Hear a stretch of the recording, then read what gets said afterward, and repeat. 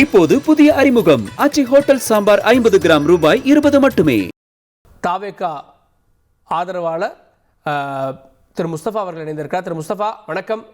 இந்த படம் இன்னும் தள்ளி போகிறது அப்படின்னு தெரியுது. மீண்டும் தனி நீதிபதி விசாரிக்க உத்தரவு பிறப்பிக்கப்பட்டிருக்கிறது, எப்படி பார்க்குறீங்க? சார் வணக்கம் சார்.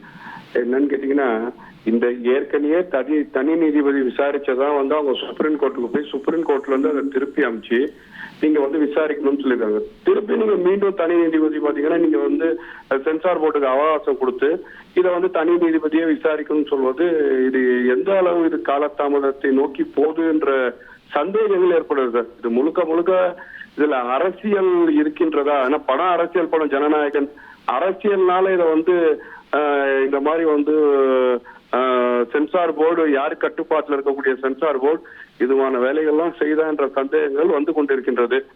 இந்த படம் இப்ப தமிழ்நாட்டுல தேர்தல் நெருக்கமாக இருக்கு. நம்ம இன்னைக்கு ஜனவரி லாஸ்ட் வந்துட்டோம், பிப்ரவரிக்குள்ள தேர்தலோட தேதி அனௌன்ஸ் பண்ணி ஆகணும்.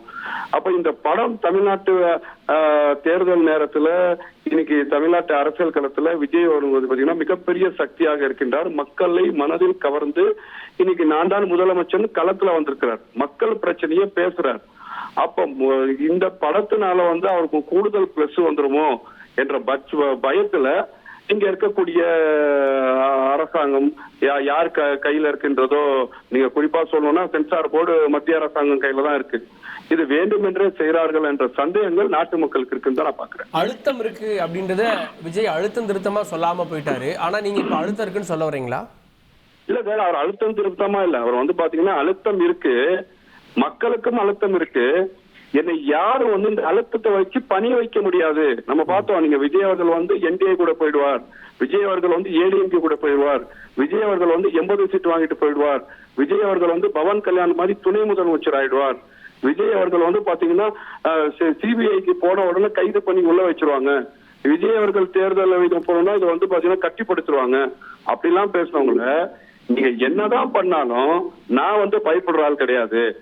இந்த படத்தை வச்சோ இந்த விசாரணை வச்சு என்ன கட்டுப்படுத்த முடியாது. நான் ஒரு பெரிய கேரியரை விட்டுட்டு மக்களுக்காக சர்வீஸ் பண்ண வரேன்.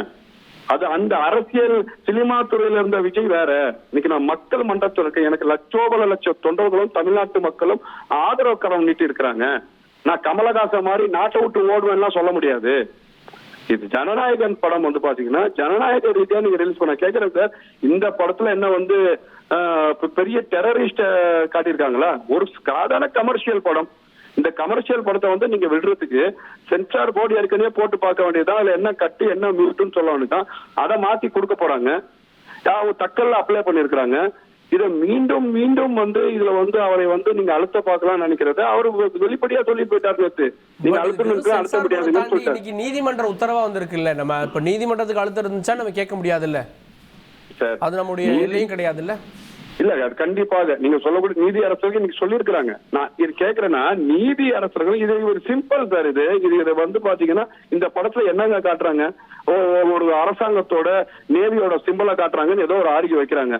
நேவியோட சிம்பல் தமிழ் படத்திலையும் மலையாள படத்திலையும் ஹிந்தி படத்திலையும் தெலுங்கு படத்திலையும் காட்டுறதே கிடையாதா? சரி, அப்படி காட்டியிருந்தாலும் அதுக்கான என்ன கண்டிஷனோ அந்த கண்டிஷன் கொடுத்தா அவங்க சரிப்பட்டு போறாங்க. இது காரணம் என்ன? அப்ப தேர்தல் முடிகிற வரைக்கும் இந்த ஜனநாயகம் படம் வெளியில வரக்கூடாது அப்படி என்ற உள்நோக்கம் தான் இங்க தமிழக இருக்கக்கூடிய அரசியல்வாதிகளும் மத்தியில் இருக்க அரசியல்வாதிகளும் நினைக்கிறாங்க. தமிழக அரசியல்வாதிகளுக்கு என்ன சார் இதுல? இது தமிழ்நாட்டுல யார நீங்க சொல்ல வரீங்க சார்? தமிழ்நாட்டுல திமுக தான். நான் கேட்கிறேன், திமுக பாத்தீங்கன்னா திமுக ஜனநாயகன் படத்தை தடுக்குதா? நீங்க தமிழ்நாட்டுல எலெக்ஷன் டைம்ல ஒரு அரசியல் சார்ந்து நான் ஒரு புது ஆட்சியை கொண்டு போறேன், மாற்றத்தை கொண்டு வர போகும்போது திமுக தான் சார் இங்க ஆட்சி நடத்திட்டு இருக்கு. நீங்க ஆட்சியாளர்கள் எதிர்த்தாதான் இன்னைக்கு பாத்தீங்கன்னா சினிமா சென்சார் போர்டு யாரோடது அப்படின்னு தெரியும். நீதிமன்றம் தன்னிச்சையான அமைப்பு, நம்ம நீதியை நம்பணும். சம்பந்தமே இல்லாம திமுக கொண்டு இதுல சேர்க்கிறீங்களே. திமுகவும் பிஜேபிக்கும் பாத்தீங்கன்னா கூட்டணியே இல்லையா? திமுகவும் பிஜேபியும் சார்ந்த விஷயத்தை தமிழ்நாட்டுல அமல்படுத்துறது இல்லையா? திமுகவுக்கு ஒரு பிரச்சனைனா பிஜேபி கை கொடுக்கறது இல்லையா? திமுகவுக்கு பாட்டில பிரச்சனைனா ஓடோடி போய் நிக்கிறது இல்லையா? அவ்வளோ திமுகவும் பாஜகவும் மோதல் போக்குல இருக்கிற மாதிரி நாட்டு முன்னாடி காட்டல சார். பின்னாடி என்ன நடக்குது? திமுக சார்ந்த சபரிஸ் RSS கிட்ட என்ன லாபி பண்றாரு? ஏன் நீங்க அந்த பொருளாதார கூட்டத்துக்கு சார் இது நடந்துட்டு தானே சார் இருக்கு. நீங்க விஜய் அவர்கள் வந்து சிபிஐ அலுவலகத்துல வந்து பாஜகவோட கூட்டணி நடத்துறாரு. அமித்ஷா வந்தாருங்க, நிர்மலா சீதாராமன் வந்தாங்க. ஆதாரம் இல்லாத கேஸ் பரப்பிட்டு சார் இது ஒரு நெருக்கடி, இது ஒரு அழுத்தம் அப்படின்னா விஜய் என்ன முடிவெடுப்பார் பொலிட்டிக்கல்? சார் என்னன்னு விஜய் அவர்கள் வந்து பாத்தீங்கன்னா இது வந்து அவரோட படம் ப்ரொடியூசர் கவுன்சில் வந்து இந்த கேஸுக்கு போயிருக்கு. கண்டிப்பாக இதை அடக்க என்னன்னு கேட்டீங்கன்னா இந்த தேர்தல்ல விஜய் அவர்களுக்கு மிகப்பெரிய வளர்ச்சி தான் மக்கள் பார்த்துட்டு இருக்காங்க சார்.